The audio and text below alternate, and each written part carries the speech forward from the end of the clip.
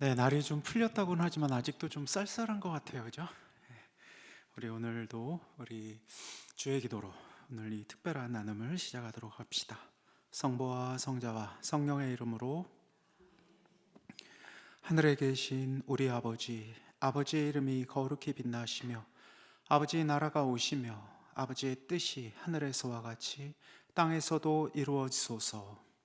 오늘 저희에게 일용할 양식을 주시고 저희에게 잘못한 일을 저희가 용서하오니 저희 죄를 용서하시고 저희를 유혹에 빠지지 않게 하시고 악에서 구하소서. 아멘.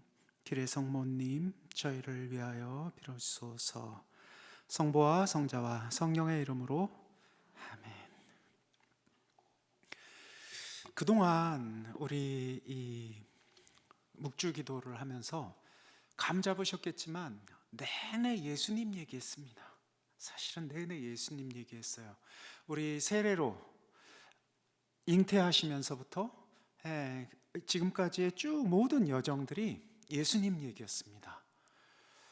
그래서 우리가 묵주 기도를 한다라고 얘기했을 때 많이 오해하는 게 뭐 성모님 기도라고 이렇게 이야기할지 몰라도 성모님이라는 그 특별한 은총의 그 인간을 통해서 우린 예수님을 조금 더 깊게 만나는 여정이었다라는 것을 우리가 이 신비들을 쭉 묵상해 오면서 감잡을 수 있죠.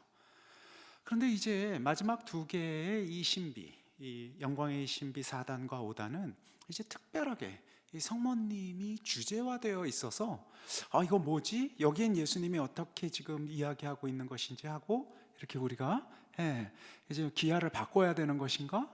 이제 성모님을 우리가 또 새롭게 만나야 되는 것인가? 이렇게 생각할 수도 있습니다.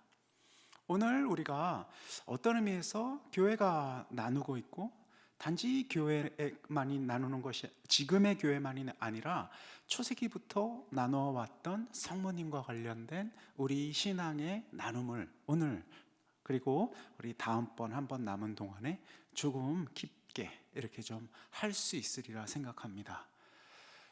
성모님에 대해서 우리가 바로 조금 더 깊게 바른 방향에서 이해하지 못하면 예수님도 사실 찌그러뜨린 상태에서 만나게 됩니다.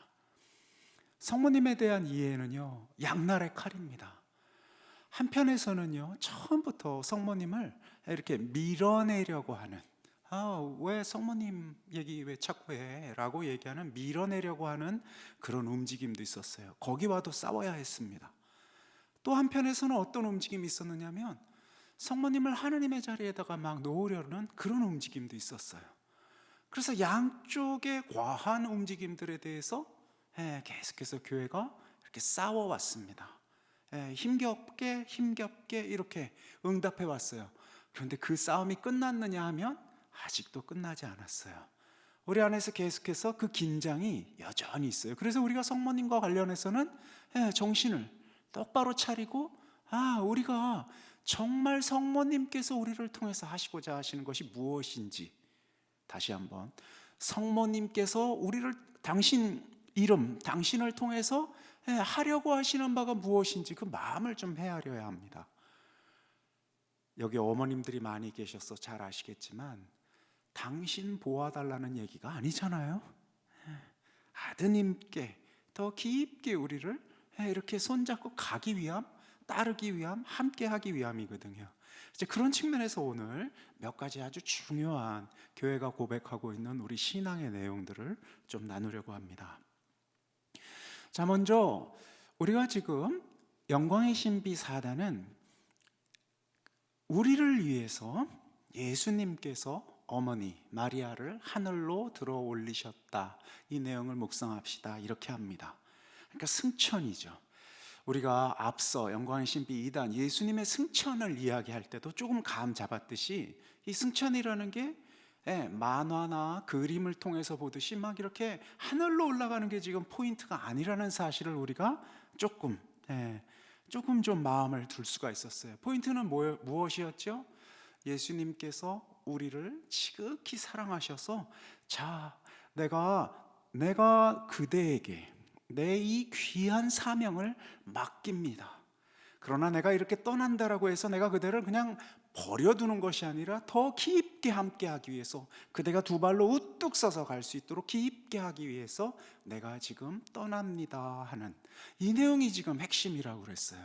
하늘로 올라가는 게 핵심이 아니라 인간에 대한 당신의 사명을 함께 나누고자 하는 그 곡진한 마음이 핵심이라고 했어요. 성모님께서 하늘로 올려지셨다라는 이 내용은요, 마찬가지로요, 하나님께서 우리와 함께 사명을 나누신다라는 그 맥락에서 이해할 때만이 바른 이해예요. 하늘로 올라갔다라는 게 지금 핵심이 아니에요. 그리고 여기서 주어가 누구죠? 성모님도 들어 올려지신 거예요. 예수님은 오르셨지만 성모님은 들어 올려지셨어요. 지금은 이제 성모 승천 축일이라고 우리가 이야기를 하지만 원래 성모 몽소 승천이라고 우리가 정확하게 불렀어요. 서양 말은 아솜시온이라고 해서, 하늘로 그냥 올라가는 게 아니에요. 들어 올려지시는 거예요. 하느님으로부터 그분이 이렇게 탁 손을 잡고 온 몸을 탁 잡혀서 이렇게 올려지는 것, 이게 지금 성모님의 승천이거든요. 그러니 주어는 성모님이 아니에요. 은총 가득하신 성모님을 하느님께서 올리신 거예요. 그 주어는 하느님이거든요. 그리고 그 주어인 하느님께서 하늘로 이렇게 성모님 올렸다라는 것이 무엇을 의미하는지 우리가 좀 또 관상을 하려면, 묵상을 하려면 그게 뭘 의미하는지 알아야 되잖아요.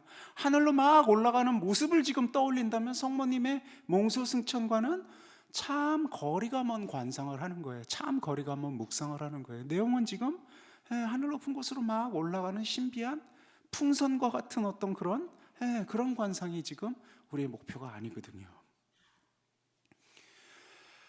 성모님의 몽소승천까지 다다르기 위해서는 사실은 단계가 좀 있습니다. 교회가 그냥 어느 날 불쑥 성모님 하늘로 오르셨어 하고 이렇게 믿음으로써, 신앙으로서 고백한 게 아니에요. 이 단계가 있습니다. 그래서 우리도 성모님 그냥 좀 쉽게 믿으면 안 돼? 뭐 이렇게 복잡한 내용이 좀 또 있어야 되는 거야? 사실은 그리 복잡하진 않은데 교회가 고백해온 단계가 좀 있어요. 지금도 계속해서 교회는 이 고백에 관해서 완전히 다 알고 있다, 완전히 다 정리되었다, 모든 사람들이 그렇지 않아요. 우린 여전히 지상의 순례자여 나그네로서 천천히 우리의 믿음을 나누고 고백하면서 가고 있는 거예요. 제일 첫 번째, 성모님의 위치는요, 초기 교회에서부터 사실은 좀 항상 함께 기도했다라고는 하는데 어디 계신지, 어디에서 무엇을 하셨는지 사실은 좀 모호해요. 오늘날은요, 크게 흐름 안에서 보면 성모님께서는 예루살렘에서 마지막까지 쭉 계셨다라고 생각하는 그런 믿음도 있어요. 그리고 또 지금 꽤 많은 사람들이 이해하고 있는 바는 에페소에서 마지막을 이렇게 보내셨다라고 주장하는 사람들도 있어요. 그게 지금 크게 그렇게 중요하진 않아요. 마지막 땅을 어디를 밟았느냐는. 교회는 성모님께서 특별한 위치를 가지고 있었다라는 것 때문에 계속해서 논쟁도 하고, 야, 성모님 어떻게 불러야 돼? 성모님 어떤 위치에 놓아야 돼? 하고 갑론을박이 꾸준히 있었어요. 그러다가 크게 우리가 마음을 모아서 성모님의 위치를 딱 정한 그 중요한 공의회가 있었어요. 니케아 신경을 우리가 그 신경으로 고백하고 있는 니케아 콘스탄티노플 공의가 있었고, 그때 이제 신경, 우리 믿을 교리를 딱 정하는데, 나는 믿나이다 한 분이신 하느님을 이렇게 해서 좀 긴 신경이 있죠. 사도신경 말고 이 신경이 참 오래된 신경인데, 그 신경이 381년, 우리 이제 주후에 381년에 정해졌는데, 이때 성모님과 관련돼서 우리가 지금 성모승천, 몽소승천을 이해하기에 앞서서는 이 몽소승천이 가능하게 된 이 시작점이 좀 있거든요. 이게 바로 이 니케아 신경에서 얘기하는 그 어머니, 사실은 어머니보다 더 중요한 예수님에 대한 정체 확인이었어요. 예수님이 누구냐라는. 근데 참 이때 우리 잘 알다시피 참 하느님이요 참 인간이신 분이다, 이렇게 고백을 했어요. 오늘날 참 하나님이요 참 인간이신 분이다라는 그 지금 우리의 신앙 고백에 대해서 여기 계신 분들 중에서 나는 그거 진짜 이상해. 이해할 수가 없어. 어떻게 참 하느님이면서 어떻게 참 인간이지? 그래서 난 정말 그 고백을 할 때마다 너무 불편해 라고 불편을 느끼시는 분 한번 손 들어보세요. 여기 참 하느님이요 참 인간이다 라는 이 고백을 할 때 나는 좀 이상한 것 같아. 그 고백을 할 때마다 이렇게 불편을 느끼시는 분 별로 없죠. 이게 동양의 심성 안에서는요, 두 가지의 모순된 이야기가 함께 있는 게 문제가 없어요. 우리는 지금 음과 양의 조화라는 말씀 들어보셨습니까? 우리는요, 밤과 낮이 같이 있다라는 게 그렇게 이거 당연한 거지. 당연한 거 아니야? 밤이 있으면 낮이 있어야지. 그리고 양이 있으면 음이 있는 거야. 빛이 있으면 그림자가 있어야지. 이런 이 두 가지의 모순되는 사태를 하나의 전체의 얼굴이라고 우리는 이해하는 그런 문화에서 우리는 살고 있는 사람들이에요. 그러니까 주님께서 참 하느님이기만 한 그런 식의 이해, 인간이 아니야라는 식의 이해는 우리로서는 뭐 그럴 거 없는데, 그냥 참 하느님이고 참 인간이어도 아무 문제 없는데, 우리로서는 그게 문제가 없는데, 이게 서양의 엄밀 논리로 보면 서양 사람들은 이게 굉장히 힘들었어요. 서양 사람들은 이렇게 모순적인 인간과 하느님의 인간의 존재, 인간은 어떻게 정의할 수 있냐면 하느님이 아닌 존재예요. 하느님은 어떻게 정의할 수 있는 인간이 아닌 존재예요. 그래서 내가 인간이기도 하며 인간이 아니기도 하다라는 식의 이런 신앙 고백이 서양 사람들은 너무 어려웠어요. 특히 히랍 사람들은 어쩌라는 거야. 뭐야 그럼 인간이 아니야 하고 계속해서 물었어요. 이게 세계관의 차이예요. 그 사람들은 지금도 이것 때문에 책이 계속 나와요. 이건 그냥 미봉책이다라고 많은 사람들은 생각하고 있어요. 참 인간이며 참 하느님이라는 우리의 신앙 고백은 미봉책이다. 의미하고 있는 바가 무엇인지 정확하게 모르겠다. 이게 지금 서양의 엄밀 논리에 익숙한 세계관을 가지고 있는 사람들은 그렇게 이해해요. 그러니까 이거를 참 하느님이면서 참 인간이다라는 이야기를 왜 우리 신경으로 만들었을까요? 이해하는 게 아니라 믿어야 하는 거예요. 내가 말로써 삶으로써 이거를 나는 이해하지 못하겠지만 신앙으로서 나는 이것을 믿습니다 하고 고백하는 거예요. 우리는 마음 깊은 곳에서 동의해요. 인간이면서 하느님일 수 있지. 그런데 엄밀하게 얘기해서 예수님께서 이 땅에서 땅을 디디면서 살고 있는 이 한갓진 인간의 모습으로 딱 있는 이분이 지금 하느님이라고? 이 땅에서 살 때 이 모습 이렇게 가진 이분이 하느님이라고? 요 순간에는 하느님이 아니었겠지.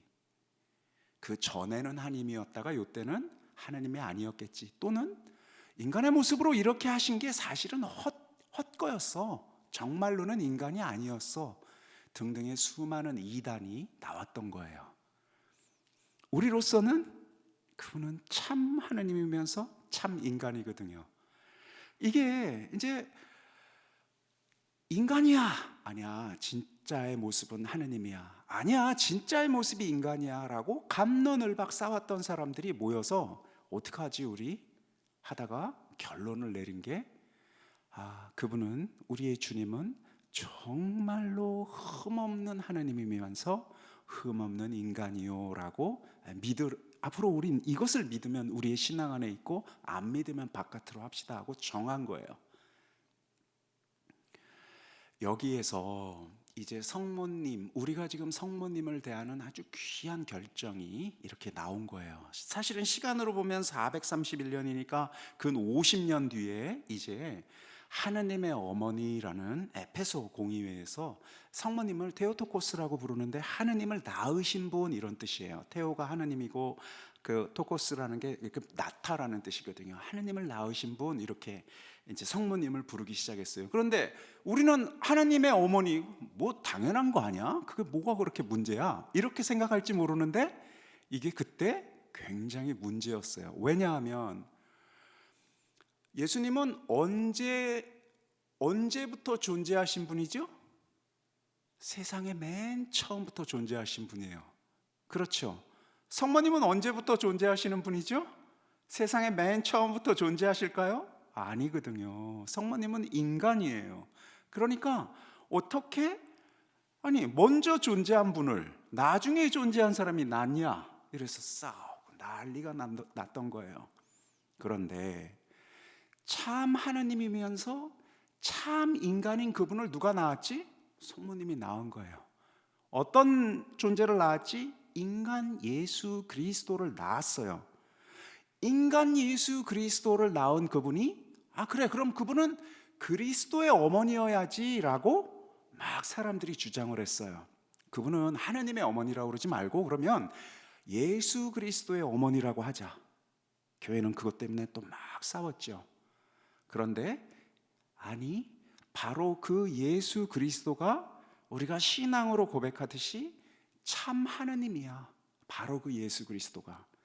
그러니까 성모님은 참 하느님이면서 참 인간인 예수의 어머니인 게 맞아. 그래서 우리는 하느님의 어머니라고 부르자. 이렇게 이야기가 됐어요. 이게 사실은 가장 중요한 성모님에 대한 우리의 신앙 고백이에요. 그런데 뭐 별게 아닌데 그냥 하나님의 어머니 내가 알고 있는 거 그대로 하면 될 텐데 라고 생각하는 우리는 지금 그게 크게 문제가 아니잖아요. 그죠? 그런데 이제 이렇게 정하면서 사람들의 마음, 전체 보편교회의 마음 안에서는 아직도 여전히 끊임없이 성모님께서 인간인 예수의 어머니일 뿐이지 하느님의 어머니일 수는 없어라고 주장했던 사람들이 계속 있었어요. 그 사람들이 계속해서 교회 이단으로 이렇게 밀려나가게 되고, 우리가 지금 믿듯이 성모님은 하느님이면서 인간인 바로 그 예수님을 낳으신 분이야 라는 이 하느님의 어머니라는 이 명칭, 이 부르심을 우리가 믿을 교리로 가지고 있는 거예요. 앞으로 우리가 보게 될 또 다른 많은 교리들은 바로 이 하느님의 어머니라는 우리의 믿음에서 출발한 내용들이에요. 여기까지는요, 개신교 형제들도 다 동의해요. 여기까지는 하느님의 어머니까지는 다 동의해요. 그런데 사실은 하느님의 어머니라는 얘기는 성경에는 안 나와 있죠. 그래도 우리가 믿음으로써 예수 그리스도가 하나님이며 인간이니까 바로 그분을 낳은 분이 하느님의 어머니일 수 있다는 것에 대해서는 믿을 교리로 다 동의하는 거예요. 자, 그 다음부터 이제 조금씩 의견이 갈라져요. 의견이 거의 갈라지지 않는 것은 개신교 우리 형제들도 안 갈라지는 것은 예수 그리스도를 낳으신 그 어머니 성모님께서 평생 동정이셨다라는 것에 관해서는 믿을 교리로까지 믿을 건 없지만 존중한다. 그러셨을 거야. 그러셔도 괜찮아. 이렇게까지 개신교 신자들은 이해해요. 우리는 당연히 평생 동정이신, 낳으시기 전에도 낳으신 뒤에도 낳으신 후에도 평생 동정이신 바로 그분을, 평생 동정이신 성모님을 우리가 믿을 교리로 받아들이고 있어요. 근데 여기서 중요한 게 있어요. 이게 오늘날 우리는요, 동정이다라고 얘기하는 것이 가지고 있는 어떤 그 개념이 지금 평생 동정의 믿을 교리를 만들었던 사람들의 그 마음과 너무나 달라요. 자꾸 육체적으로 동정이다 아니다 이런 거 우리 생각하는데, 동정이 의미하고 있는 것은 죄 짓지 않은 것과 연결돼요. 흠없음, 죄 짓지 않음. 그러니까 오늘날 우리가 지금 성모님의 평생 동정을 믿을 교리로 지금 나도 그것을 믿습니다 라고 얘기를 할 때는 뭘 의미하느냐면, 육체적으로 뭐 동정이다 아니다 보다 훨씬 더 중요한 것은 죄로부터 멀리 계신 하느님, 우리의 주님을 낳고 기르신 그분이 죄로부터 멀리 있었다라는 사실을 믿는 거거든요. 거기까지는 우리가 참 믿을 수 있겠죠.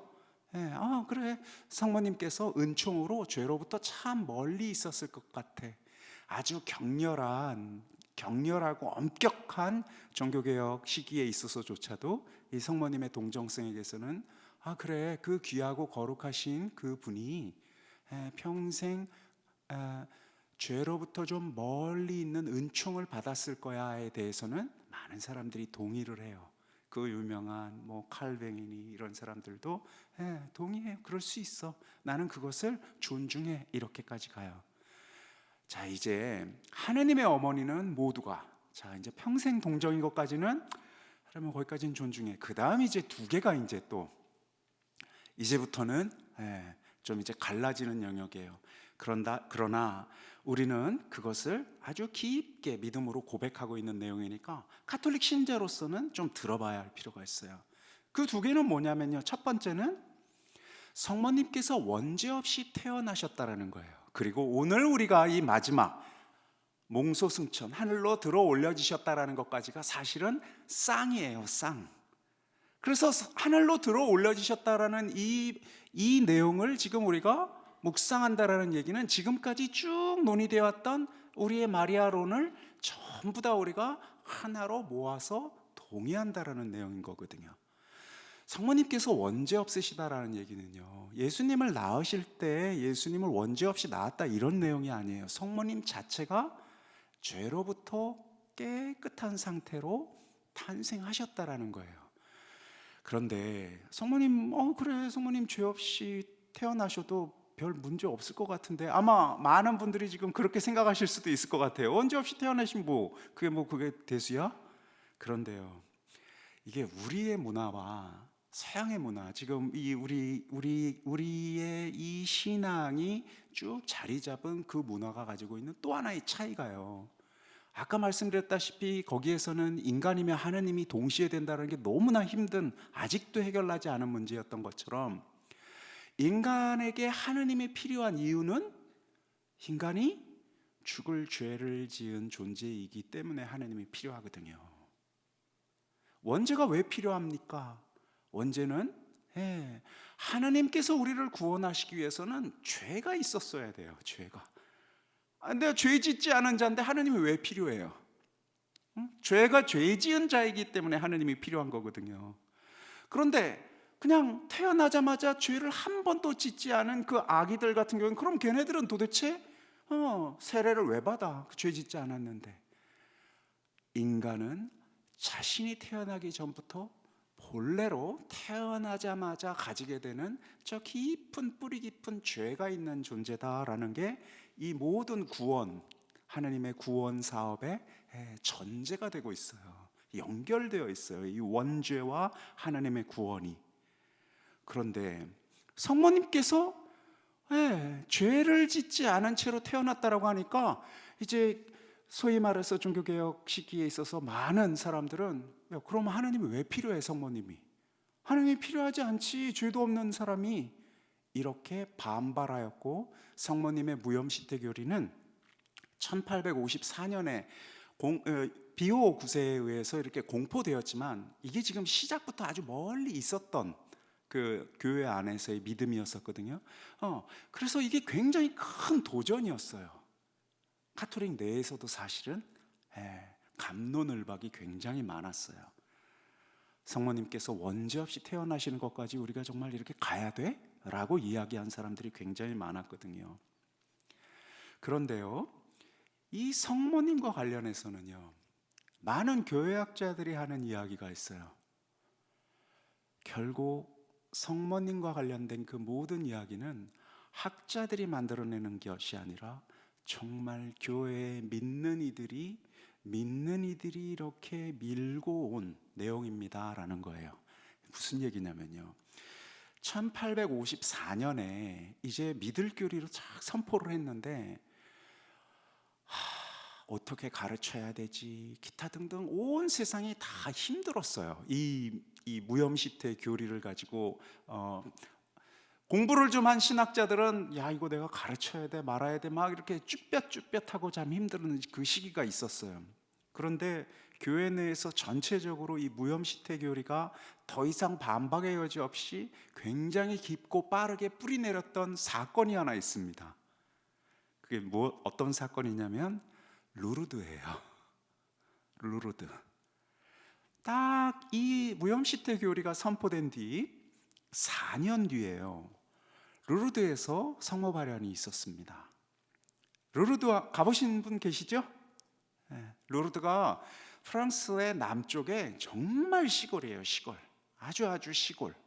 네, 그 시골인데 그 시골에서 성모님께서 발현을 하셨는데, 예, 그 베네딕타 성녀가 소녀였죠. 그때는 성모님을 만났는데 그 아줌마라고 불렀어요. 그 아줌마가랑 몇 차례 얘기를 해요. 그래서 그 아줌마가 뭐 기도도 하라고 하고 뭐 이렇게 좋은 말씀도 해주시고 위로도 해주고 이렇게 해가지고 그러다 했는데 이제 본당 신부님한테 가서 말을 하라고 한 거예요. 그래서 이제 그 베네딕타 성녀가 본당 신부님한테 가서 내가 이러이러한 아줌마를 요새 만나고 있다. 저 밑에 그 커브강 그 밑에 거기 지금 아줌마가 자꾸 온다. 그러니까 본당 신부가 말 같지도 않은 소리를 하고 있다. 이 꼬맹이. 그래서 뭐 말 같지도 않은 소리 하지 말고 이렇게 무시를 해요. 그러다가 그러면 누구냐고 이름을 물어봐라. 이렇게 본당 신부가 얘기를 합니다. 그러니까 그 소녀가 가서 그 아줌마에게 이름을 묻습니다. 뭐라고, 우리 신부님이 이름 물어보는데 뭐라고 할까요? 그랬더니 이마culata conception이라고, 말이 어려워요. 이게 무염시태라는 뜻이거든요. 그런데 이마culata conception은 제가 지금 라틴 말로 한 것이고 고불어의 그 지방 사투리로 성모님이 가르쳐 줬어요. 그런데 아직 그 본당 신부는 그 본당에다가 무염시태 교리를 가르치질 않았어요. 그래서 아직 그런 개념, 단어 이런 것들을 몰라요. 근데 이제 이 베네딕트 성녀가 그 얘기를 듣고 막 외워가지고 본당 신부님한테 가서 그 아줌마 이름이 뭐라 그러시더나. 그러니까 마리아 성모님 이랬으면 안 믿었을 거예요. 그랬더니 그 아줌마가 에마culata conception이라고 합디다 이렇게 해줘요. 그래서 본당 신부가 믿기 시작했어요.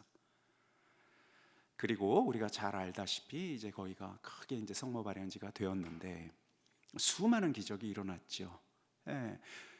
우리 명동 성당도 무염시태 성당이에요. 그 주보 성인이. 그런데 그 당시에 무염시태 성당이라고 할 때 굉장히 많은 신자들이 무슨 뜻인지 몰랐을 거예요. 그만큼 새로운 이름이었었는데, 중요한 것은요, 성모님께서 원죄 없이 태어나셨다라는 사실이 신학적으로는 조금 어려울지 몰라도 믿는 사람들에게 있어서는 야, 너 그거 너무 당연한 거 아니야?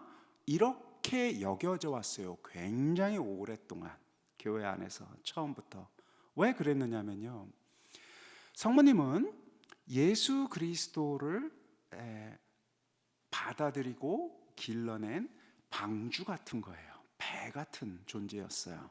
성모님께서 그 예수 그리스도를. 그런데 사람들이 예수 그리스도를 받아들인 그 배와 같은 성모님이 더럽고 때를 탔다면 그 안에 있는 예수님도 당연히 더럽고 때를 타서 영향을 받았을 거라고 이렇게 생각했어요. 오늘날은요, 우리가 부모가 좀 이상해도 자식이 좀 착하고 괜찮은 친구가 있을 수 있죠. 그렇잖아요, 그죠? 교육도 잘 받고 부모는 좀 이상한데 그 자식은 좀 야, 부모랑 달라, 걔는 참 괜찮아. 오늘날은 아마 이런 생각들이 좀 있을 수도 있을 것 같아요. 아니지, 결국 다 부모 닮게 돼 있어, 이렇게 생각하는 게 아직도 강하긴 하지만, 그래도 오늘날은 공교육도 있고 모든 교육을 집에서 다 시키고 엄마나 아빠만 보면서 자라는 게 아니잖아요. 여러 가지 다양한 사회적 관계들도 있고 이러다 보니까 오늘날은 자식이 꼭 부모의 이렇게 영향을 100%다 받는다 이렇게 생각하진 않아요, 그죠? 그런데 이게 굉장히 낯선 생각이었어요. 이게 좀 전만 해도 우리 벌써 결혼시킬 때 그 가족을 봐야 된다, 부모를 봐야 된다 이런 얘기 많이 하죠. 2023년에도 그래요. 2000년 전엔 어땠을까요? 100년 전엔 어땠을까요? 500년 전엔 어땠을까요? 1000년 전엔 어땠을까요? 사람들은요, 그 사람의 그 존재란 결국 고스란히 부모, 그 가족, 이것을 고스란히 담는다라고 생각을 했어요. 붙어 있다라고 생각해요. 떨어뜨려서 개별적인 존재로 생각하지 못했어요. 그러니까 이 귀하고 거룩하고 흠없고 온전한 인간인 죄 없으신 그 인간, 그 하느님을 꼭 담고 있었고, 같이 나왔던 바로 그 존재가 어떻게 더럽고 어떻게 죄 지은 존재일 수 있을까라고 처음부터 생각했던 거예요. 한번 생각해 보세요. 제가 누군가 정말 그분이 하느님 같은 분이에요. 하느님 같은 분.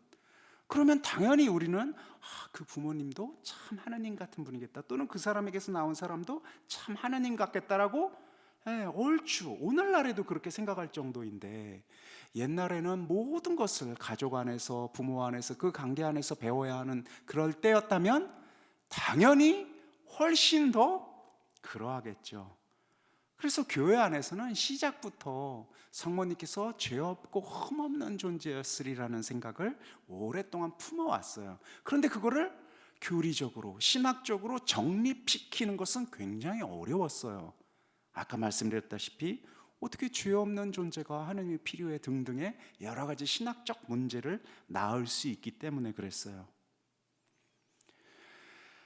교회는, 특히 비오 9세는 정말 담대하게 이 신앙을, 이 성모님의 죄 없음을 선포했고, 사실 성모님의 죄 없음은 완전히 아래로부터 올라온 신앙이에요. 사실은 신앙에 대해서는 교의로서 발표한 굉장히 많은 교의들은요, 대부분 신학자들이 정립시켜가지고 이것은 이것이다 딱 해서 만들어서 교회에 선포해 왔어요. 그동안 모든 교리들은 그래요. 그런데 이 원죄 없으심만은 사람들의 오랫동안의 갈망들, 사람들이 가지고 있는 배우지 못한 사람들, 또 그 수세기, 수백 년, 천여 년을 계속해서 넘도록 사람들 안에 품어져 왔던 생각을 우리 교황께서 받아들이신 거였어요. 그러니 사실은 이 원죄 없으심에 대해서 이거 신학적으로 뭐지라고 묻는 것은 어떤 의미에서 저 깊게 하느님께서 섭리로서 저 가난한 베네딕토 성녀에게, 저 가난한 그 사람들에게 다가가서 가르쳐준 그 상황을 너 일로 와봐, 네가 이런 얘기를 하니까 신학적으로 한번 얘기해봐라고 이렇게 막 흔드는 격이에요. 저 깊은 곳에서 이렇게 올라온 우리의 믿음의 내용이에요. 이게요 쌍이 되어서 성모 몽소 승천 교리까지 연결이 돼요. 왜냐하면요, 로마서 6장 23절에도 우리가 잘 나와 있지만 바오로 사도도 이렇게 얘기하죠. 죄가 주는 품삯은 죽음이지만 하나님의 은사는 우리 주 그리스도 예수님 안에서 받은 영원한 생명입니다 라고 얘기를 해요. 한마디로 유대인들은 죽음이란 죄의 결과라고 생각했어요. 그래서 엘리야도, 죄짓지 않은 거룩한 예언자 엘리야도 불마차를 타고 하늘로 올라갔어요. 거룩한 자 에녹도 죽지 않고 썩지 않았다라고 얘기해요. 모든 죽는 자들은 죄의 결과였고, 죄가 항상 성경에는 나와 있어요. 그가 어떠한 죄를 지었으니 이렇게 죽게 되었다고.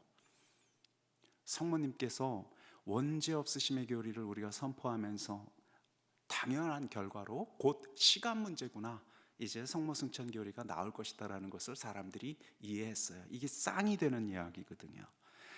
그러니까 성모승천 교리는 하늘로 올라갔다라는 게 포인트가 아니에요. 예수 그리스도의 그 티 없으신 맑음, 죄 없으심이 고스란히 어머니에게도 은총으로서 다가왔을 것이고, 바로 그 결과가 결국은 이 땅 안에서 썩어 문드러질 그 죄의 결과인 죽음이 일어나지 않으리라는 것이 우리 안에서의 믿음이었습니다.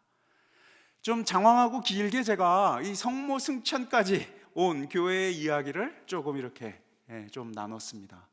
그러니 우리가 지금 성모 승천, 불려 올려주셨다라는 내용을 가지고 우리가 기도를 한다라고 하면, 성모님이라는 그 한갓 인간에게 하느님께서 다가오셔서 큰 일을 이루시고 그 한갓 인간에 깃들여서 그 귀한 주님께서 삶을 살아내시고 그리고 다시 이 인간에게, 이 한갓 인간에게 귀한 은총으로서 죄로부터 건지어짐을 이렇게 선물로써 주셨다라는 사실. 그러니까 다시 말해서 부활하신 뒤에 우리를 계속해서 파견하시고 성령을 통해서 우리를 계속해서 세상 안으로 더 깊게 화해하도록 우리를 파견하신 것이 너무너무너무나 명료하고 분명한 귀한 예로서 가능하다라고 지금 보여주고 있는 그 내용이에요. 하나님의 인감됨, 성모님 그의 피아트, 그 뜻대로 이루어지십시오부터 시작을 하지 않습니까? 이거 참 웃기는 내용이에요. 하나님이 참, 그 위대하시고 거룩하신 하나님이 뭘 인간의 응답에 기대 가지고 이렇게 오셔요. 그리고 그 위대하고 거룩하신 인간께서 그 인간의 몸속에 들어와서 거기서 어떻게 천천히 생을 시작을 하십니까? 오시려면 불마차를 타고 하늘에서 쫙 내려오셔가지고 당신의 필요한 것들을 좀 하시면 되지.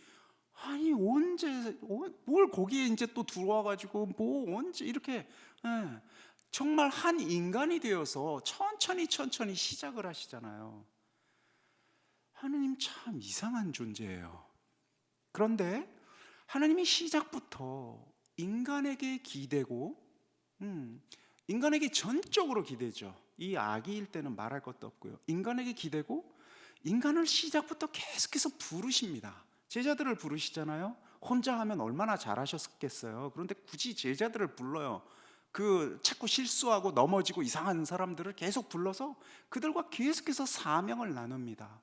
그리고 종래에는 그들과 똑같은 입장이 되어서 죽음까지, 가장 큰 실패까지, 자, 내가 그대를 사랑합니다.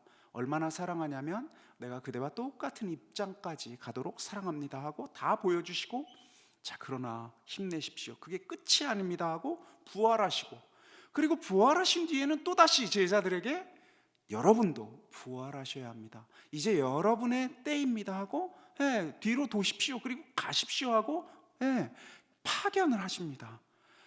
우리는 저는 아직 갈 수가 없습니다 주님하고 돌아보지만 저는 깨끗하게 그대에게 모든 것을 맡기고 떠나니까 그대가 이제 두 발로 가십시오 하고 승천하셔요.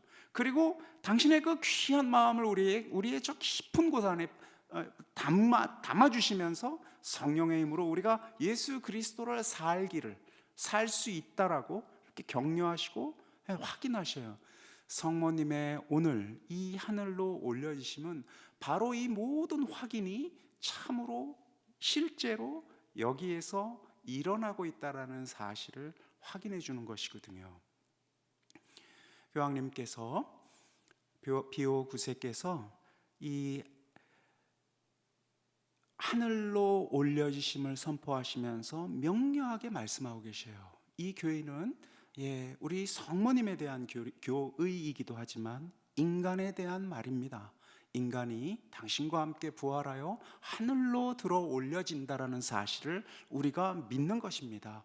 이렇게 명료하게 우리가 바로 당신을 닮아서 이렇게 들어 올려질 것이다라는 사실을 온 희망을 가지고 믿음을 가지고 믿어야 한다라는, 그렇게 우리도 참여할 수 있다는 이렇게 큰 꿈을 우리가 간직해야 한다라는 그 내용이에요.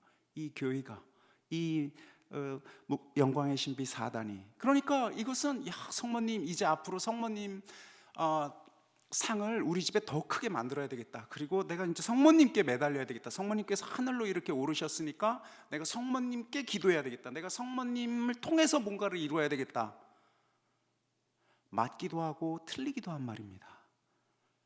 성모님을 이렇게 승천하신 분으로 우리가 믿음으로 고백한다라는 얘기는 다른 누가 아니라 나 역시 당신의 삶을 온전히 살아낼 때, 예수 그리스도를 내가 이 안에 품을 때, 예수 그리스도의 그 약함을, 그 약한 분을, 그러나 그분의 그 사랑을 내가 조금씩 실천할 때 나 역시 그리스도를 품은 자로서 성모님처럼, 나 역시 그리스도의 삶을 사는 자로서 성모님처럼 그렇게 흠없이 당신의 소나귀에서 힘을 가지고 이렇게 들어 올려지시라는 그 큰 희망을 우리가 지금 가져야 하거든요. 우리는 움츠러듭니다. 나는 죄가 많잖아요. 나는 그건 아닌 것 같아요. 저한테는 이건 너무 커요. 내가 감히 성모님을 닮다니, 내가 감히 승천하다니, 내가 감히 당신의 손에 탁 잡혀서 저 높은 곳으로 올라가다니, 난 그거는 원하지 않아요. 그것까지는 안 원하고 그냥 요 안에 있는 소소한 행복들 좀 누릴 수 있게 해주십시오. 원수의 소리입니다. 우리는 희망을 크게 가져야 합니다. 이제 성모님처럼 우리도 최선을 다해서 그리스도를 품으면, 그리스도가 성령의 그 그리스도, 귀하고 겸손하고 참 작은 소리인 그분이 우리 안에서 계속해서 초대하는 바에 따라서 응답해 나갈 때, 그렇게 우리가 그리스도를 품을 때, 그러면 성모님이, 그리스도를 품은 그 성모님이 죄 없이 하늘로 이렇게 올려졌듯이 우리가 올려지는 거예요. 죄 많지요. 우리는 죽을 운명이지요. 그러나 그분이 누굽니까? 그분이 온전하게 깨끗하게 하여 처음부터 더럽혀지지 않은 존재로 만들어버리는 그 기적의 하느님께서 우리 역시 우리를 다시 깨끗하게 만들어서 하늘로 우리를 이렇게 집어서 올리실 거예요. 이게 우리가 지금 신앙으로서 고백하고 있는 이 영광의 신비 4단이에요. 그러니까 우리가 희망을 크게 품어야 하는 것입니다. 성모님 하고 바라보는 게 아니라, 여기 이 깊은 곳 안에 계신 그리스도를 나도 성모님처럼 살겠습니다.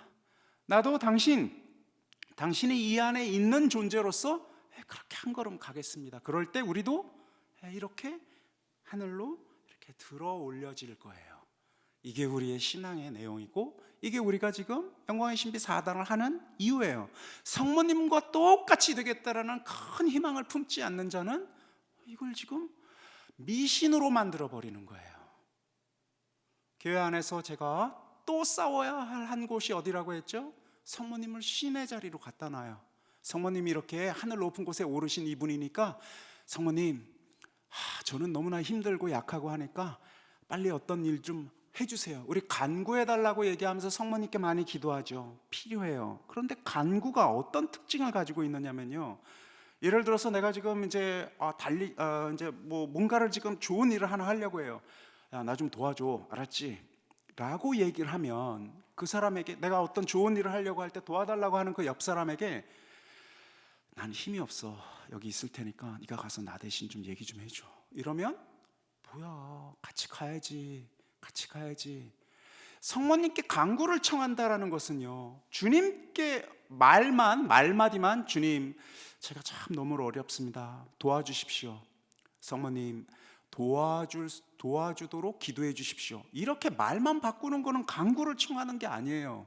말만, 내가 성모님 저희를 위해서 빌어 주십시오, 이렇게 말만 성모님에게 이렇게 중간, 당신이 신은 아니니까 중간 해 주십시오, 말만 이렇게 바꿔서 부른다라고 해서 성모님께 합당하게 기도를 청하는 게 아니에요. 성모님과 함께 하는 기도는 항상 같이 뛰는 거예요. 성모님, 저를 위해서 빌어주십시오라고 하면 그 비는 내용을 성모님과 함께 같이 뛰어야 해요. 내가 지금 거기 안에서 달려나가야 돼요. 성모님과 같이 지금 일을 하면서, 움직이면서 예수 그리스도를 조금 더, 내 안에 있는 그분을 조금 더 움직이시도록, 이 성령께서 일을 하시도록 내가 계속해서 허락하는 행위를 통해서 성모님과 간구하는 거, 성모님을 통해서 간구하는 거거든요. 예수 그리스도께는 우리 이렇게 기도해야만 해요. 당신께서 내 안에 깊게 계십니다. 당신께서 당신의 성령을 통해서 내 안에 들어와 계십니다. 주님, 제가 당신의 이 들어와 계신 이 힘을 가지고 나아가게 해주십시오. 그런데 제가 막막한데, 할 수 없을 것 같은데, 그러나 제가 잘 압니다. 당신의 어머니도 하셨지요. 저도 좀 해보려고요.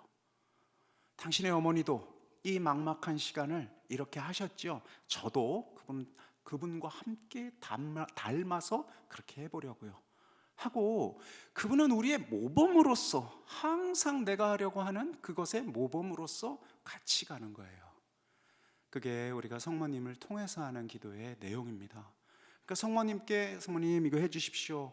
아니요. 성모님께는 이렇게 해야 합니다. 성모님, 예, 이렇게 해오셨지요. 저도 당신처럼 이렇게 하겠습니다 하고 기도하는 거예요. 가나의 혼인잔치에서 이제 뭐가 다 떨어졌어요. 그랬더니 성모님께서 아드님에게 청해야 한다라고 얘기를 했죠. 우리가 물을 포도주로 바꾸는 기적을 누구에게 청해야 합니까? 아드님에게 청해야 합니다. 다른 누가 아니에요. 아드님께 청해야 됩니다. 어떻게 청할까요? 어떻게? 성모님이 청했듯이 믿는 거예요. 믿는 것. 이게 지금 우리가 성모님과 함께하는 청의 내용이에요. 그게 아니라 잘못 기도를 하면 물을 포도주로 바꿔야 되는데 주님께는 바로 뭐 얘기하기 좀 그렇고, 성모님 이 물을 포도주로 바꿔주도록 아드님에게 얘기해 주세요. 아드님에게 얘기해 주세요. 그럼 성모님께서 이렇게 얘기하실 거예요. 네가 해야지 왜 내 거를 그걸 내가 왜 하냐? 네가 해야지. 우리가 지금 성모님을 닮는다라는 것은 성모님이 그 막막하고 그 시간에 온전히 믿고 맡겼듯이 내가 그걸 지금 주님께 온전히 믿고 맡겨야 하는 거예요. 주님, 당신께서 저에게 더 좋은 것을 해주시리라는 것을 내가 믿습니다. 그리고 당신이 말하는 그 모든 것을 내가 지키겠습니다. 가나의 혼인잔치에서 어머니가 그렇게 말하죠. 사람들에게 무엇이든 그가 말하는 대로 하여라. 물을 거기다가 이렇게 담아 놓는 것만이 아니에요. 무엇이든 그가 말하는 대로 하여라라는 게 성모님께서 살아내신 삶의 방식이니까, 그럼 우리도 성모님처럼 그렇게 기도하려면 무엇이든 그가 시키는 대로 하라는 그 성모님의 말씀에 따라서 당신도 이랬으니까 나도 하고 좋은 모범으로서 다 같이 가는 거거든요.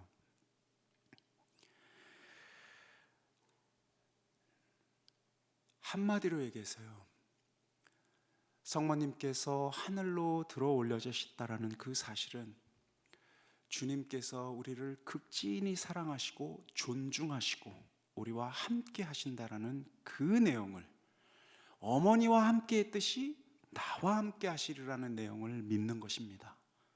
참 큰 믿음을 우리가 지금 일으켜야 합니다. 우리가 성모님과 얼마나 많이 다릅니까? 그죠? 우리 참 다르죠. 그래서 잘못된 성모 신심의 가장 잘못된 것은 우리와 성모님이 얼마나 다른가를 확인하는 것이에요. 아니요, 다르죠. 다르긴 달라요. 그러나 하나님의 그 큰 사랑 덕분에 우리가 성모님과 하나가 돼서 닮을 수가 있습니다. 똑같아질 수가 있습니다. 똑같아. 그렇게 우리는 예수 그리스도의 사랑을 우리가 체험할 수 있는 거거든요. 성모님처럼. 부활을 통해서요, 주님은 자랑을 하지 않습니다. 부활이 얼마나 가난한지 제가 좀 나누었죠. 부활을 통해서 당신이 우리 안에 하고자 하시는 것은 딱 하나예요. 내가 그대들 안에 부활하였다라는 사실을 믿어주십시오.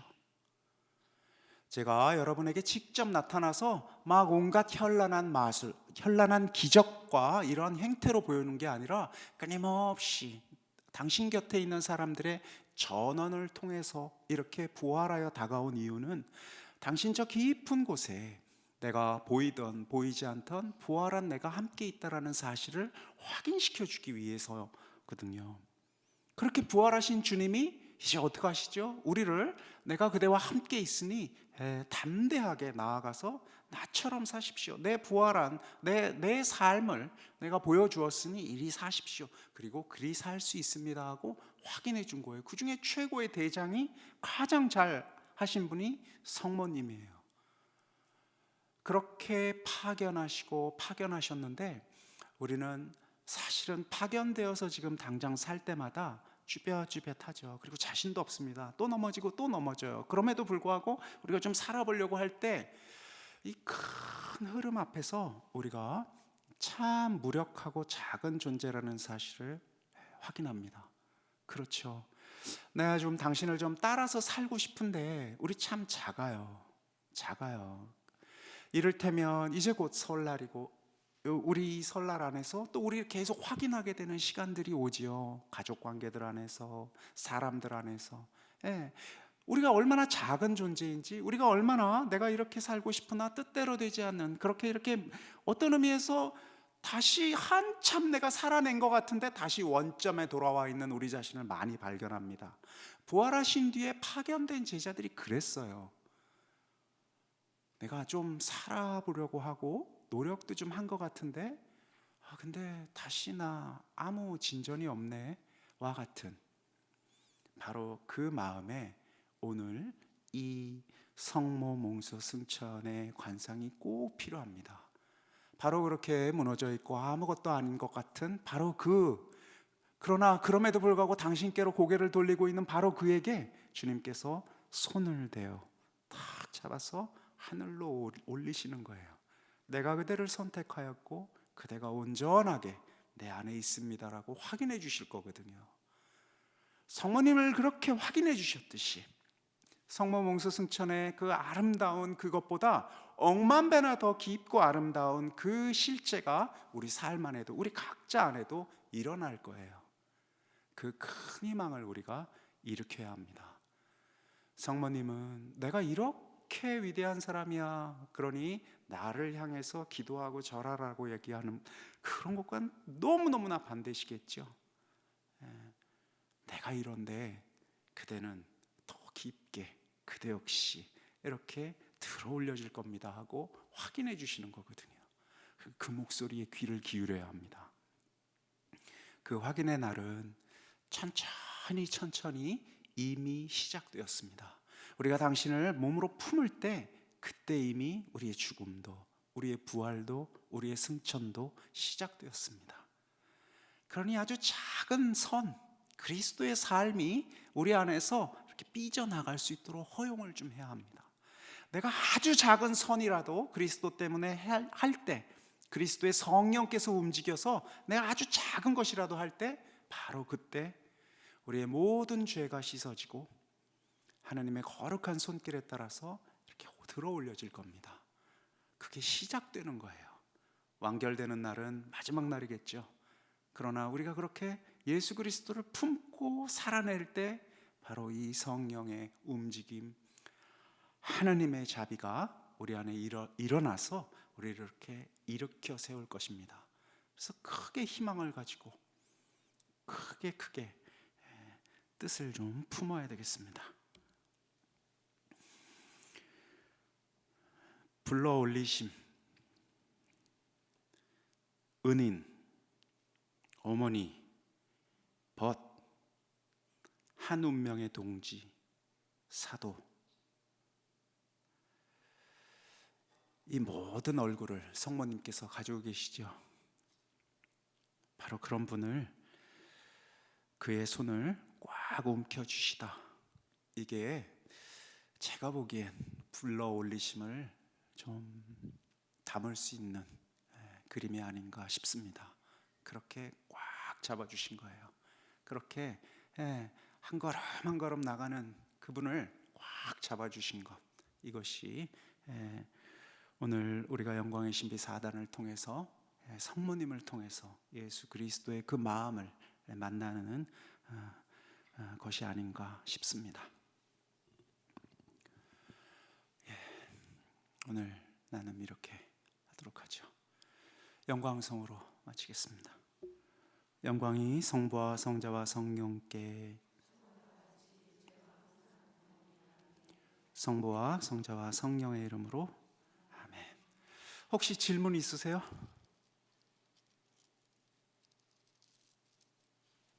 네. 맨 첫 번째 피아트 때문에 그랬어요. 예수님께서, 만약에 성모님께서 그건 저한테 조금 어렵겠어요, 제가 준비가 된 다음에 하겠습니다라고 대답했다면 준비가 된 다음에 오셨을 거거든요. 제가 지금 농담처럼 말씀드리는 게, 사실은 생각해보세요. 하나님께서 갑자기 정말 미혼모의 처지, 더군다나 지금 약혼한 사람도 있고 같이 살 사람도 있는데 지금 뭐 애를 지금 가지겠다라고 하면, 비록 하느님일지라도 우리 이게 뭐라고 할까, 이게 좀 이렇게 좀 세상을 좀 산 사람이라면 당장 이렇게 얘기할 것 같아요. 너무 귀한 선물, 너무 감사합니다, 주님. 이 부족한 저에게 이렇게 어마어마한 은총을 주시다니요. 너무 감사합니다. 그러나 오늘은 좀 힘들겠습니다. 제가 당신의 이 귀한 선물을 잘 받을 수 있도록 준비를 좀 해놓겠습니다. 그러면 제가 준비가 좀 된 다음에 이 당신의 거룩한 사명을 제가 좀 수행을 하도록 그때 꼭 와주십시오. 오늘은 나가주세요. 오늘은 아닌 것 같아요. 사실은 그게 우리 삶을 지배하고 있는, 당신과의 관계 안에서 우리가 지금 가지고 있는 대부분의 태도거든요. 그렇지 않을까요? 너무 과한가요? 저만 그런가요? 항상 주님께서 무엇인가 초대를 할 때 그래도 깨어서 기도를 하고 있을 때면 알긴 알겠어요. 어디로 가야 할지. 방향이 저쪽이다라는 것이 감은 오지요. 감은 와요. 이조차도 쉽진 않을 때가 많지만 그래도 내가 정말 진솔하게 기도할 때 저기다 라는 감은 오는데, 동시에 뭐가 오죠? 나의 한계. 나는 이렇게 거룩한 척하기에는 너무 아직 아니지 않아? 이건 좀 감당할 수 없지. 내가 지금 얘기해놓고 내가 하루도 못 갈 결심을 지금 하는 거 아니야? 이건 내가 하기엔 좀 너무하지. 진솔해야지. 우리 그런 말 잘 쓰죠. 솔직해야지. 자기에게 한계를 인정해야지 등등 억만 가지의 이유를 통해서 우리가 노라고 얘기합니다. 그냥 단순하게 간 크게 가세요. 저는 이런 거 싫어요. 이렇게 하는 건 쉽지가 않아요. 그렇죠?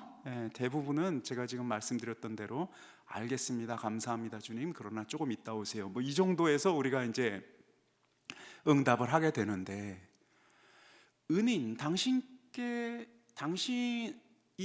우리가 당신의 일을 한다라는 것은 특별한 하나의 특징이 있는 것 같아요. 특징. 그것은 곧바로입니다. 제자들이 그 그물을 버리고 예수를 따를 때 마르코복음은 참 재밌는 표현을 계속해서 부사를 써요. 에토스라는 말인데 그것은 곧바로예요. 곧바로. 그러니까 제자들도 예수를 따르고 싶은 마음이 들 때가 있잖아요. 이제 저분이 참 희망을 둘 만한 분이야 라고 생각할 수 있는데, 근데 생각할 게 많잖아요. 우리가 또 놓고 간다라고 하면 이걸 이렇게 좀 정리도 해야 될 것 같고 저것도 저렇게 정리해야 될 것 같고, 예수님께서 왜 하신 말씀 있죠? 장례를 먼저 좀 치르고 가겠습니다. 아니면 좀 인사를 먼저 좀 하고 가겠습니다. 사실 장례는 그 근동에 지금도 똑같아요. 일일장이에요. 거기는. 그러니까 돌아가시면 그날 묻는 거거든요. 그런데 장례를 치르고 가겠다라는 것은 조금 비유적으로 표현한 거예요. 제가 좀 정리할 거 정리하고 갈게요 거든요. 똑똑한 사람들은 다 그렇게 얘기하죠. 그냥 무대뽀로 오늘 당장 내가 다 놓고 떠나는 게 이상하잖아요. 그죠? 그런데 예수를 따르는 모든 행위는 곧바로입니다. 준비되지 않은 채로 응답하는 거거든요. 그게 특징이에요. 그게 바로 예수 그리스도가 우리에게 불렀을 때 우리가 해야 하는, 응답해야 하는 딱 하나의 태도입니다. 이거의 반대말이 무엇일까요? 계산하는 것입니다. 준비하는 것. 계산하다, 준비하다. 그게 이런 말로는 교만하다랑 같은 말입니다. 내가 어느 정도 준비를 하면 그럼 내가 당신을 이러저러하게 따를 수 있을 거야 라고 생각하는 이 계산. 그런데 오늘날 우리 세상을 사는 처세는 무엇입니까? 계산에 따라서 살아야 되는 거거든요. 아무 무대뽀로 그냥 막 이리 뛰고 저리 뛰고 해가지고는 망치는 거거든요. 예수 그리스도의 초대, 그 마음의 움직임, 당신의 성령의 움직임에는 딱 하나의 태도, 응답만 있어요. 그것은 곧바로예요. 그러니까 성령에 따라서 행동을 하고 나면 후회를 많이 할 수밖에 없어요. 그래서 내가 어떤 행동을 했는데 후회를 한다 그러면 그래도 내가 주님 앞에 가서 할 얘기가 좀 있겠다 싶어서 기뻐해야 합니다. 기뻐해야 돼요. 내가 사는 법을 대충 이렇게 알겠다고 딱 그 방식으로, 내가 아는 계산된 방식으로 이렇게 살아서 안정감을 만약에 지금 느끼고 있다면 크게 슬퍼해야 합니다. 하나님과 무관한 삶을 살고 있을 가능성이 많아요. 그게 교회 일을 하던 아니던 상관없어요. 곧바로 뛰어든 사람이 어떻게 후회를 안 하겠습니까? 곧바로 뛰어든 사람이. 제가 뭐 모르고 응답했어요, 주님. 이런 시간이 왜 없겠습니까? 제자들이 다 그랬거든요. 그럼에도 불구하고 곧바로 뛰어든 그들을 계속해서 주님께서 인도하셔요. 그러니 저 밑바닥에서 올라와서 착한 일을 좀 하고 싶은 마음이 올라오면 곧바로 해야 합니다. 이런 마음 올라왔는데 이거 내가 지금 잘 좀 생각해보자. 이거 어디까지 해야 할지, 이렇게 하면 이렇게 될까 저렇게 될까 막 수없이 많은 계산이 올라온다면 그게 바로 유혹자예요. 주님의 움직임은 곧바로입니다. 내일을 내가 잘 모르겠어요. 이런 착한 일을 하는데 내일 어떻게 될지 모르는 거예요. 그렇게 곧바로 응답해야 하는 것, 바로 그 곧바로 응답이 피아트예요. 생각 많았던 분이 어떻게 피아트 하겠습니까? 다음에 한번 준비된 대로 제가 조금 더 좀 배우고 신앙이 깊어진 뒤에 그때 응답하겠습니다, 이렇게 대답하겠죠. 그래서 은인이라고 성모님을 이제 첫 번째 은인일 터인데 그 은인은 참 허술한 은인이에요. 그냥 응답한 거거든요, 대책 없이. 그게 사실은 우리 모두의 은인들이 가지고 있는 특징입니다. 어머니인 건 뭐 말할 것도 없이 알 것이고, 벗이라고 이야기한 것은 성모님께서요 예수님과 계속해서 함께 합니다. 계속해서 함께 해요. 예수님을 바치고 또 예수님을 잃어버렸다가 다시 찾고, 무엇인가 예수님이 가지고 있었던 것을 다 알아. 난 친구니까 다 알아.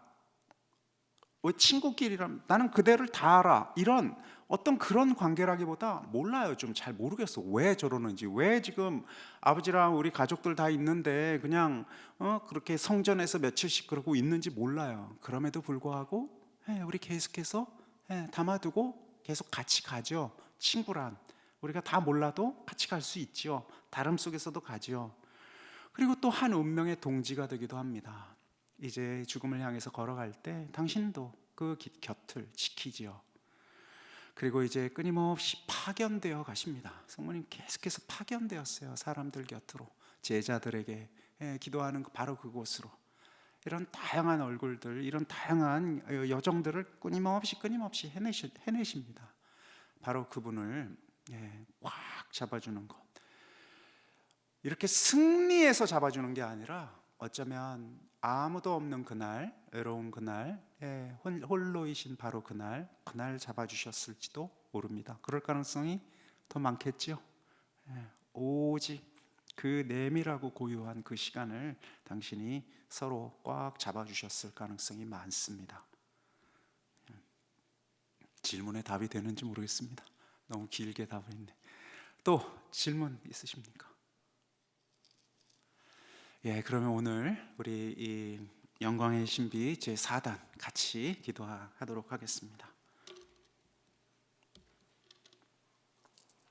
성부와 성자와 성령의 이름으로, 전능하신 천주 성부 천주의 창조주를 저는 믿나이다. 그 외아들 우리 주 예수 그리스도님, 성령으로 인하여 동정 마리아께 잉태되어 나시고 본시오 빌라도 통치하에서 고난을 받으시고 십자가에 못 박혀 돌아가시고 묻히셨으며 저승에 가시어 사흘날에 죽은 이들 가운데서 부활하시고 하늘에 올라 전능하신 천주 성부 오른편에 앉으시며 그리로부터 사니와 죽은 이를 심판하러 오시리라 믿나이다. 성령을 믿으며 거룩하고 보편된 교회와 모든 성인의 통공을 믿으며 죄의 용서와 육신의 부활을 믿으며 영원한 삶을 믿나이다. 아멘. 하늘에 계신 우리 아버지 이름이 거룩히 빛나시며 아버지 나라가 오시며 아버지 뜻이 하늘에서와 같이 땅에서도 이루어지소서. 저희에게 일용할 양식을 주시고 저희에게 잘못한 일을 저희가 용서하오니 저희 죄를 용서하시고 저희를 유혹에 빠지지 않게 하시고 악에서 구하소서. 아멘. 은총이 가득하신 마리아님 기뻐하소서. 주님께서 함께 계시니 여인 중에 복되시며 태중의 아들 예수님 또한 복되시나이다.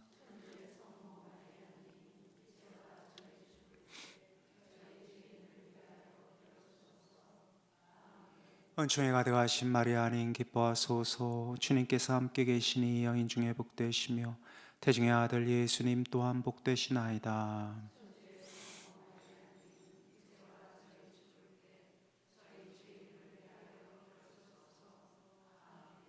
은총이 가득하신 마리아님 기뻐하소서. 주님께서 함께 계시니 여인 중에 복되시며 태중의 아들 예수님 또한 복되시나이다.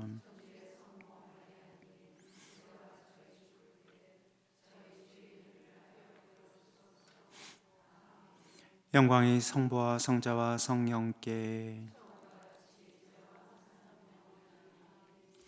영광의 신비 제4단. 예수님께서 성모님을 하늘로 불러 올리심을 파견된 그 모든 이의 손을 꼭 잡아주심을, 놓지 않으심을, 영광 속으로 함께 하심을 우리 묵상합시다. 하늘에 계신 우리 아버지, 아버지의 이름이 거룩히 빛나시며 아버지의 나라가 오시며 아버지의 뜻이 하늘에서와 같이 땅에서도 이루어지소서.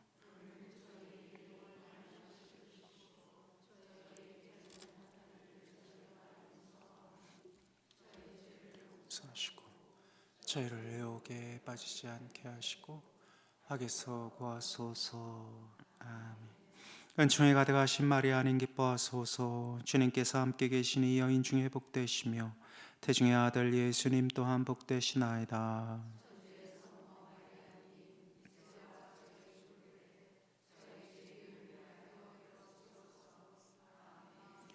은총이 가득하신 마리아님 기뻐하소서. 주님께서 함께 계시니 여인 중에 복되시며 태중의 아들 예수님 또한 복되시나이다.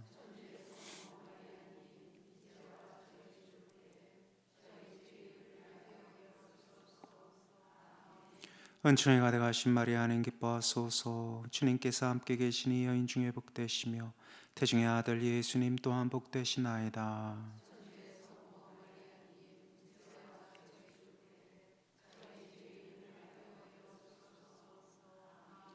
은총이 가득하신 마리아님 기뻐하소서. 주님께서 함께 계시니 여인 중에 복되시며 태중의 아들 예수님 또한 복되시나이다.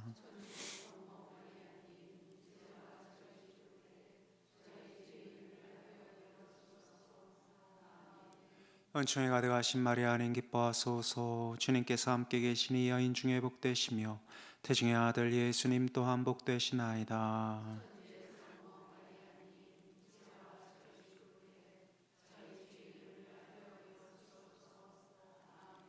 은총이 가득하신 마리아님 기뻐하소서. 주님께서 함께 계시니 여인 중에 복되시며 태중의 아들 예수님 또한 복되시나이다.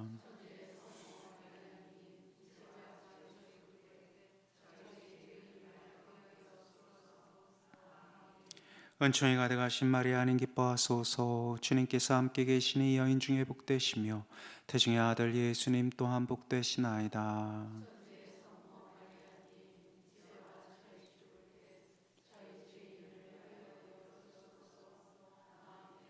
은총이 가득하신 마리아님 기뻐하소서. 주님께서 함께 계시니 여인 중에 복되시며 태중의 아들 예수님 또한 복되시나이다.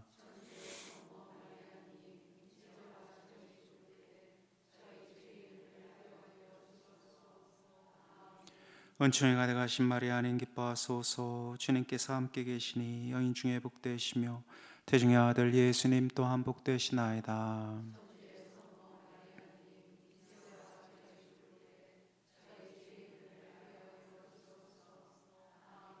은총이 가득하신 마리아님 기뻐하소서. 주님께서 함께 계시니 여인 중에 복되시며 태중의 아들 예수님 또한 복되시나이다.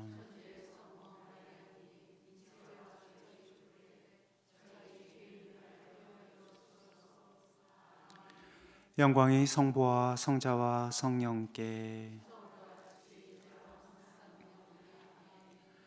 모이시며 사랑이 넘친 어머니, 우리의 생명 기쁨 희망이시여, 당신 우러러 하와의 그 자손들이 눈물을 흘리며 부르짖나이다.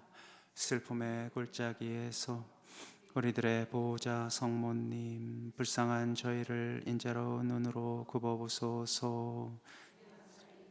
때 당신의 아드님 우리 주 예수 뵙게 하소서. 너그러우시고 자애로우시며 오 아름다우신 동정 마리아님, 천주의 성모님, 저희를 위하여 빌어주시오. 독하신 영원한 생명을 얻게 하소서. 기도합시다. 하느님, 외아드님의 삶과 죽음과 부활로 저희에게 영원한 구원을 마련해 주셨나이다. 복되신 동정 마리아와 함께 이 신비를 묵상하며 묵주 기도를 바치오니 저희가 그 가르침을 따라 영원한 생명을 얻게 하소서. 우리 주 그리스도를 통하여 비나이다. 아멘. 성부와 성자와 성령의 이름으로 아멘. 예, 감사합니다. 이제 한 번 마지막 남았는데, 다음 주는 우리 연휴여서 여기 전부 다 닫아요. 예수의 센터도 다 닫고, 그 다음 주는 제가 수도에 피정 동반을 가야 되는데 거기에서는 중간에 올 수가 없어요. 그래서 2주 우리 뛰었다가 그 다음에 2주 뒤에 그 마지막 우리 성모님 그 천상모의 관을 받으심을, 그 아름다운 그 마지막 신비를 같이 좀 새기는 시간들을 좀 가지겠습니다.